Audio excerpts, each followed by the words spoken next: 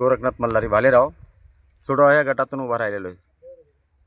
मी ज्या टायमाला प्रत्येक गावामध्ये प्रचाराला जातो, त्या प्रचाराला जात असताना जे येणारे जाणारे रस्ते जाणारे रस्ते त्या प्रत्येक गावामध्ये त्या प्रत्येक गावामध्ये असं दिसतं की खड्ड्यात रस्ता आहे की रस्त्यात खड्डा आहे हेच काही कळत नाही.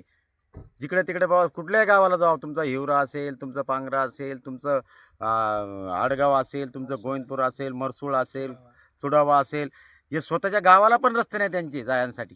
यांनी काय केलं? 25 वर्षापासून सत्ता यांच्याकडे आहे आणि कुठलाही उमेदवार असला की चुडाव्याचाच, तो एस-सीचा असला तरी बी त्यांचाच, ओपनला असला तरी तेच, ओबीसी असले तरी तेच उमेदवार. इतर लोकांनी करायचं काय? यांच्या काय चपला उचलायच्या का? यांचे झेंडे लावत राहायचे का? छत्र्या टाकत राहायच्या? आणि मी आज इकडे तिकडे बघतोय, शैक्षणिक मुलांसाठी कुठं शाळा एखादी बनवली नाही यांनी. काही कुठलं सुंदर अशी शाळा नाही की कुठं आरोग्याचं एखादं उपकेंद्र ओपन केलं नाही. अहो, त्या रस्त्यांच्या जाताना इलेक्शनला दवाखान्यात वगैरे जाताना ना त्या पेशंटची काय अवस्था असेल रस्त्याची. आणि शिक्षणाची कुठं अवस्था हे नाही आहे, सोयी नाही. कुठे एखादा सुंदरसा असं सभागृह नाही की बालवाड्यांच्या ज्या अंगणसेविका असतात त्यांच्यासाठी बालवाडीसाठी लहान मुलांना बसण्यासाठी असे ओपनवर बसतात, असे उघड्यावरती. त्यासाठी स्मशानभूमी तर विचारू नका ते काय अवस्था. तर मी त्या एक मैत्रीला गेलो होतो आपल्या या धारला. त्या रस्त्यात जाताना जाता ना, ते स्वतः उमेदवार पण होते पहिले आलेले.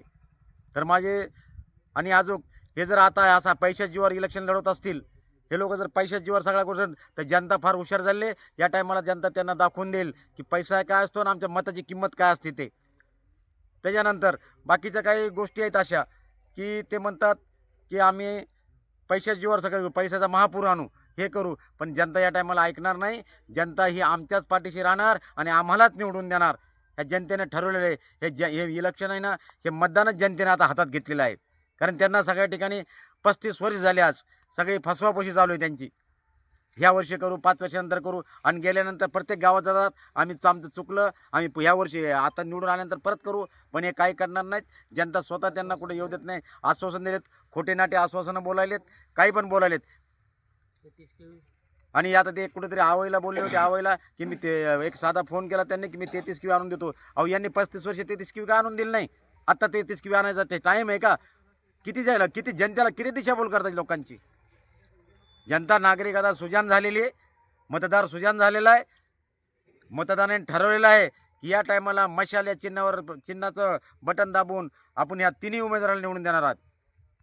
तर मी आधी याच्या अगोदर सेलू पंचायत समितीला सभापती होतो. आता मार्केट कमिटी डायरेक्टर आणि सेलूला हे आहे, चेअरमन आहे. या कामाचा मी सभापती असल्यामुळं काम कसल्या पद्धतीने करायचं, पेपर वर्क कसं करायचं आणि कुठली फाईल कुठून न्यायची, कुठलं काम करायचं, हे सगळं मला थोडा अनुभव असल्यामुळं मी जनतेचे जे काम आहेत, एखादी एखादी शाळेची इमारत बांधायची असेल, एखादं कोणा ठिकाणी आरोग्य उपकेंद्र बांधायचं असेल, किंवा गावाचे हे जोडणारे रस्ते आहेत, हे रस्ते करण्याचा मी पुरेपूर प्रयत्न करेल.